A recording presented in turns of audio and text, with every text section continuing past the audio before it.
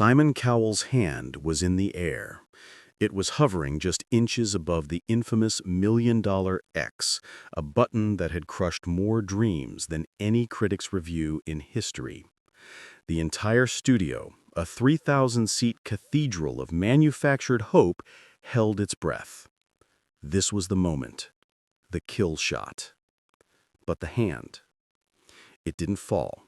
It just hung there, frozen in the cold blue stage light. Simon Cowell, the man who had built an empire on the word no, was completely, utterly frozen. And for the first time in his 20-year career, he was about to break every rule in the television playbook. What you are about to read isn't just the story of a television audition. It's the story of the moment a multi-million-dollar production ground to a halt, all because of a 13-year-old boy who couldn't speak.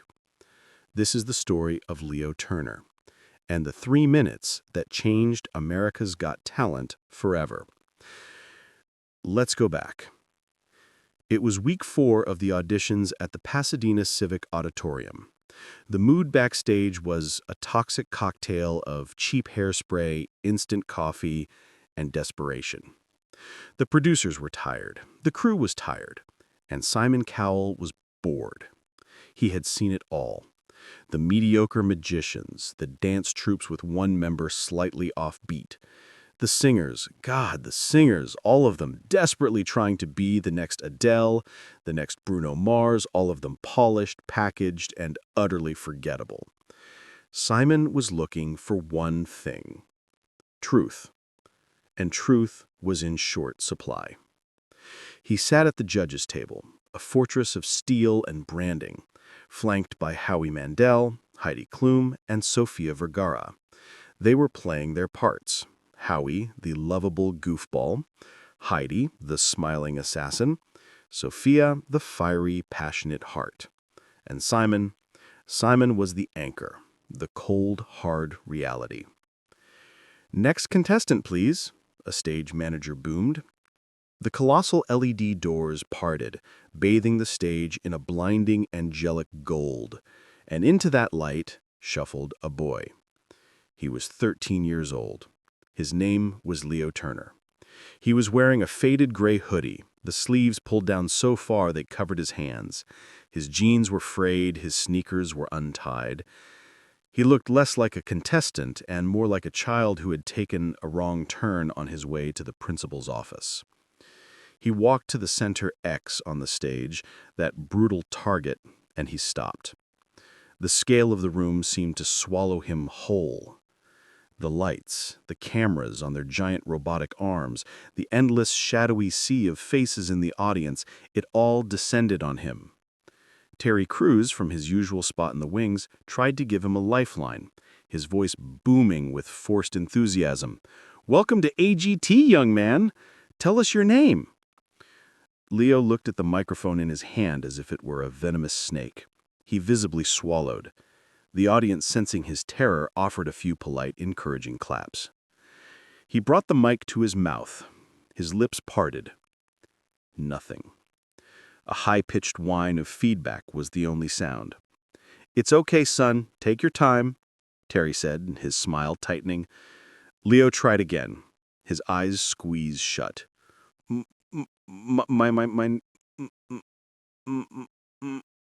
My name is Leo. Leo Turner. Each word was a battle, a physical fight against his own body. Each consonant was a mountain he had to climb, and he was slipping at every step. This was not a mild speech impediment. This was a profound and agonizing stutter. Howie Mandel leaned forward, his own discomfort palpable. He was a man who lived in a world of quick quips, and this was the one thing comedy couldn't fix. "Hey, Leo, it's okay. We're all friends here. Where are you from?" "From Milwaukee, Wisconsin." "And what are you here to do for us today, Leo?" Howie asked, trying to steer the ship to safer and faster waters. Leo's eyes darted from Howie to Heidi to Sophia. And then, finally, they landed on the one man he feared the most, Simon Cowell. Simon was watching him with an expression that was unreadable. It wasn't pity. It wasn't annoyance. It was calculation. He was analyzing, processing. This was a disaster, a train wreck in real time. This was the kind of audition that gave the show a bad name, the kind that felt exploitative. His mind was already on the edit. How do we cut this? How do we protect this kid and protect the show? Leo took another shuddering breath. He gripped the mic stand with his free hand, his knuckles white. Today, I'm going to rap. If the silence before was heavy, this silence was a singularity. It was broken by a single sharp laugh from the back of the auditorium. A teenage boy caught up in the absurdity. Rap? This kid? The kid who couldn't even say his own name? It was a joke. It had to be a joke. More nervous titters followed. The audience didn't know how to react. Was this part of an act? Was it a dare? Simon Cowell's face darkened. The calculation was over. Now it was anger. Not at the boy, at the situation, at the parents who let this happen, at the producers who approved him. This was cruelty. Leo, Simon said, his voice cutting through the tension like a razor. It was surprisingly soft, but firm. Leo, you don't have to do this. This was Simon's out. He was giving the boy a chance to escape, to walk off that stage, to pretend this never happened, to save himself from a humiliation that would be broadcast to 20 million people. No. The word was not stuttered. It was shouted. It was so loud, so sudden, so full of unexpected power that Simon's hand physically recoiled. Leo, the terrified boy from moments before, was gone. In his place stood someone else. His eyes were locked on Simon, and they were not filled with fear. They were filled with fire. No, he said again, quieter this time, the stutter returning but the defiance remaining. I have to. Simon stared at him. The audience was mesmerized. The script was gone. This was real. The Zeigarnik effect was in full force. A story had been started that had to be finished. What was going on? What did you say? Simon asked. I said I have to, Leo repeated. You don't understand. And Simon, for the first time, realized he didn't. He didn't understand at all. He looked at this child, a boy defined by his broken speech, and saw a flicker of something he hadn't seen all day. Truth. Simon's hand slowly, deliberately moved away from the X. He leaned back in his chair, folded his arms, and nodded once. All right, Leo Turner, the stage is yours. Leo turned to the sound booth. Play track 1. A technician's voice crackled over the PA. You got it, Leo. A deep, thumping bass note hit. A familiar, gritty guitar riff looped over it. The audience recognized it instantly.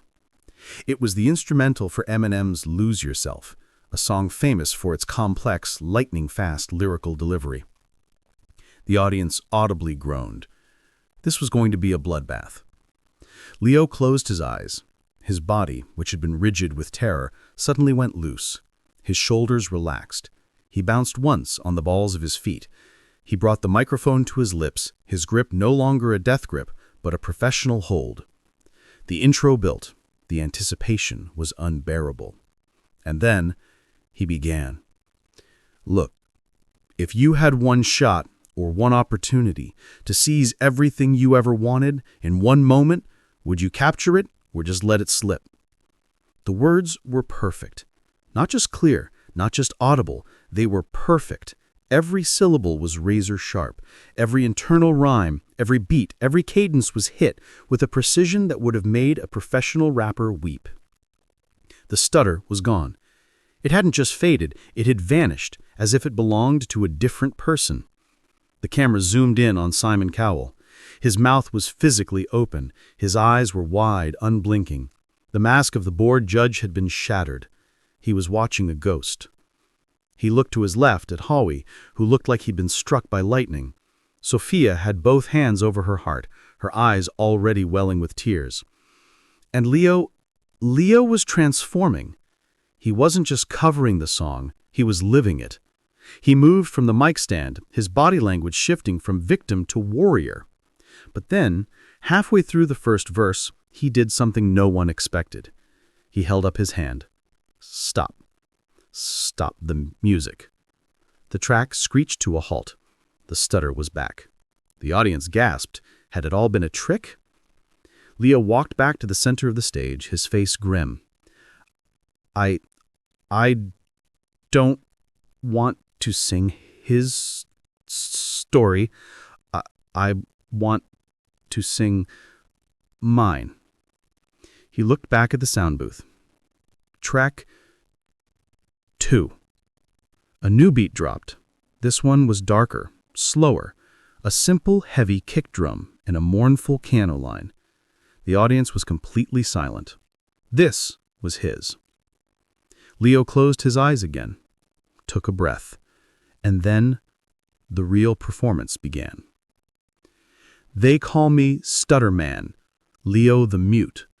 Tell me, spit it out, kid, like my tongue's got no root. Locked in a cage made of my own teeth. Every hello is a mountain with no air to breathe. Teachers look down, say focus, try hard, while the kids in the back just laugh and discard. So I learned to be quiet. I learned to be small. I built up a fortress, a 10-foot thick wall.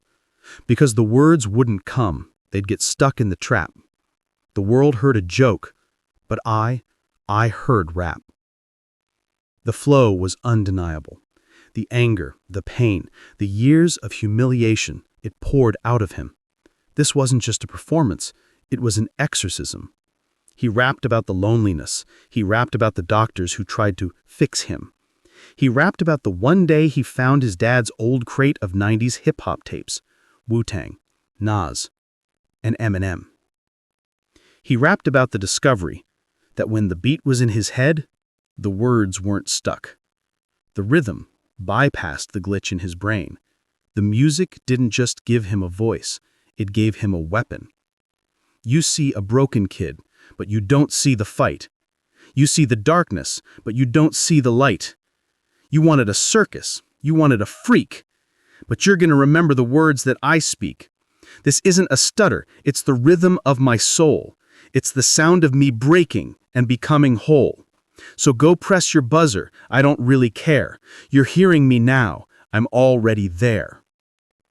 He ended the song on one knee, his head bowed, his entire body shaking with the force of the emotion he had just unleashed. The final piano note hung in the air, echoing in the vast, silent auditorium. For 5 full seconds, nobody moved. Nobody breathed. The only sound was Leo's ragged breathing into the microphone. Then, one person in the balcony stood up and clapped. Then another. And another. And within 10 seconds, the entire 3,000-person audience was on its feet, roaring. The sound was deafening. It wasn't just applause, it was a release. They hadn't just seen an act, they had witnessed a revelation. Leo looked up, his eyes wide with disbelief, the tears streaming down his face, washing away the anger, leaving only a 13-year-old boy. The camera held on Simon. He hadn't clapped. He hadn't stood. He was still sitting, his hands clasped in front of him, staring at the boy. The other judges were a mess. Howie was standing, clapping, yelling, "Wow, wow, wow!" Sophia was openly weeping, mascara running down her face. Simon held up his hand. The audience, seeing his signal, slowly quieted down, waiting for the verdict. Leo stood, trembling, waiting for the X that he knew was still coming. He had had his moment. That was all he wanted. He looked at the judge's table, and the stutter, his lifelong companion, returned. Thank you. Simon leaned into his microphone. His voice was thick, heavy with an emotion that no one had ever heard from him before. Leo, he began. He stopped. He cleared his throat. Leo, in all the years I have been doing this show, I have listened to people sing, I've listened to them dance, I've listened to them tell jokes. He paused, his gaze locked on the boy. But I don't think I have ever listened to someone truly speak until tonight. The audience erupted again, but Simon silenced them with a look. He wasn't finished. We see a lot of people on this stage who are brave. That's a word we throw around. They're brave because they sing a high note or they do a dangerous trick. He stood up. The camera followed him as he walked around the side of the judges' table and onto the stage. The producers in the control room were screaming. This wasn't in the blocking. Where is he going? Leo Turner walked directly up to Leo Turner. He didn't hug him. He didn't pat him on the back. He just stood in front of him, man to man. He put one hand on the boy's shoulder. You, Simon said, his voice now quiet, captured only by Leo's microphone, are the bravest person I have ever met in my life. Leo just sobbed, a raw, ragged sound. We don't define ourselves by our weaknesses, Leo. We define ourselves by how we fight them. And you're a fighter. You didn't just sing a song. You told us your story. And your story is one of the most important stories we have ever heard on this stage. He turned and looked at the other judges. Howie was speechless. There are no words, Leo. In my 40 years in show business, that is the single most powerful moment I have ever witnessed. It's a yes. Sophia, you are incredible. You are an inspiration. Of course it's a yes. Heidi, Leo, you are a star. 1,000,000 times yes.